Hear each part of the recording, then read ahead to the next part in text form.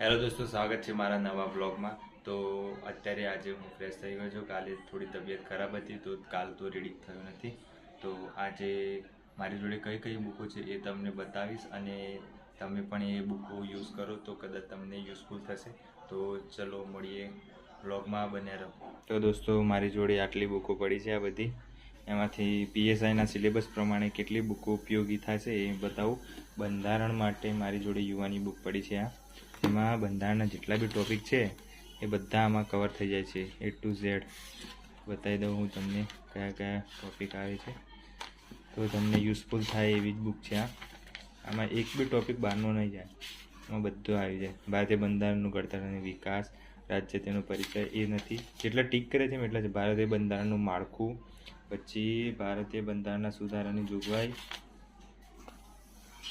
વિધાનમંડળ, કાર્યપાલિકા એટલે કે ન્યાયતંત્ર બધું આવી જાય આમાં। કાર્યપાલિકા રાજ્યની, વિધાનમંડળ રાજ્યનું, સંઘ રાજ્ય, વાર્ષિક નાણાકીય પત્ર, બજેટ, પછી ન્યાયતંત્ર, ભારતનું ન્યાયતંત્ર, કટોકટીની જોગવાઈઓ બધી આવી જાય છે આમાં। બિનબંધારણીય સંસ્થાઓ, જેમાં જે બધી ચૂંટણી પંચ ને અનુસૂચિત જાતિ જનજાતિ, પંચાયતી રાજ, પંચાયતી રાજ તો બહુ નાનો ટોપિક છે એટલે મેં લખેલું જ છે પીએસઆઈ માટે એમ, એટલે પંચાયતી રાજ કરવું ખૂબ જરૂરી છે। પછી તો બીજું કંઈ છે નહીં, આટલા ટોપિક કરવાના છે પીએસઆઈમાં। અને બીજું તો જાહેર વહીવટની બુક લાવવાની છે બસ મારે એક।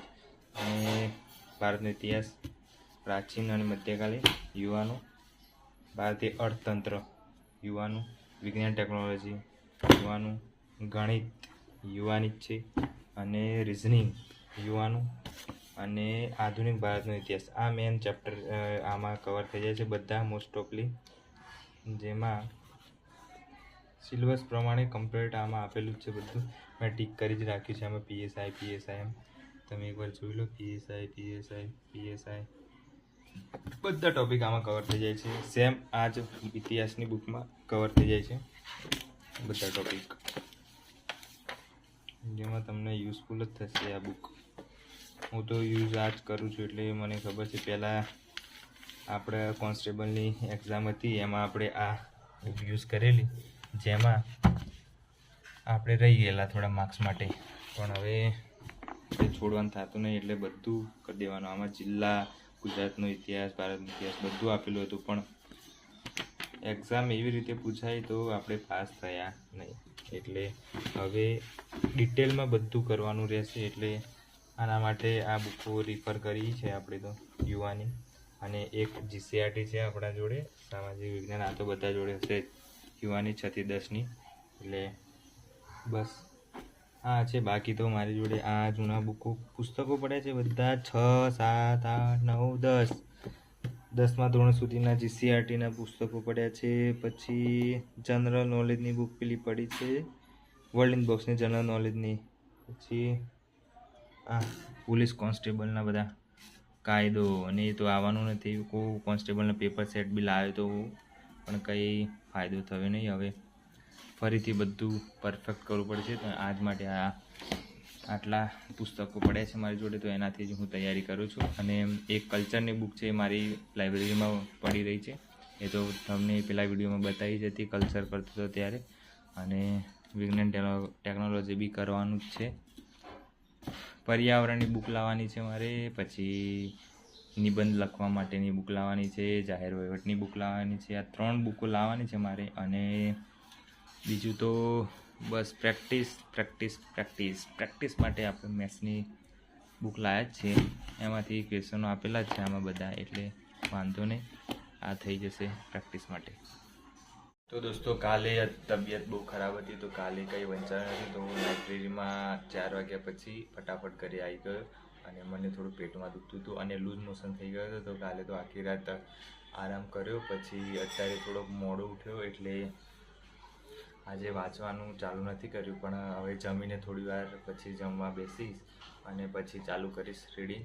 અને આજે તો થોડું સારું થઈ ગયું છે મને, અને મેં તમને બુક લિસ્ટ પ્રમાણે અને બધી બુકો બતાવી, સિલેબસ જેમ હતો પીએસઆઈને એવી રીતે હું આ જ બુકો રિફર કરું છું। અને અત્યારે કોઈ વધારાની બુકો લાવી નથી, બીજા કોઈ વેબ સંકુલની, કાં તો જીસીએ વાળાની, કાં તો એન્જલ વાળાની, કોઈ નહીં લાવી નથી, બસ એક જ બુક 10 વાર રિવિઝન થાય એવું હું માનું છું, તો સિલેક્શન થઈ જશે.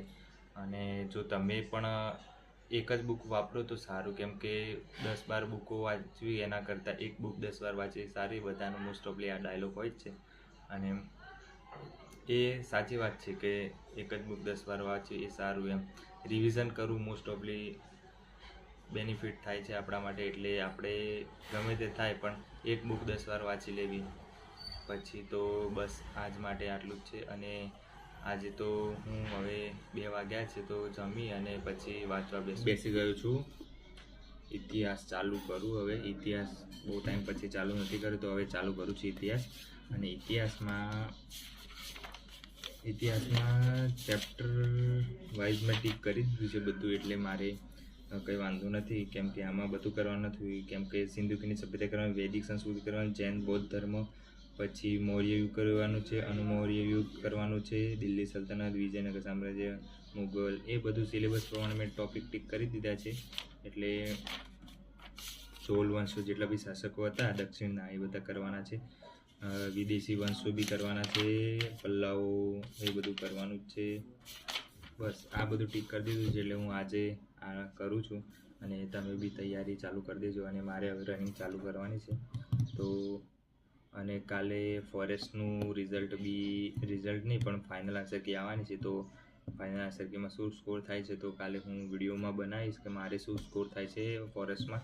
તો સાથે ફોરેસ્ટની ફિઝિકલની તૈયારી બી કરવાની છે, અને PSIની અને કોન્સ્ટેબલની બંનેની રનિંગ અને પ્રિપેરેશન, મેન્ટલી પ્રિપેરેશન બી કરવી પડશે, ફિઝિકલ બી પ્રિપેરેશન કરવી પડશે.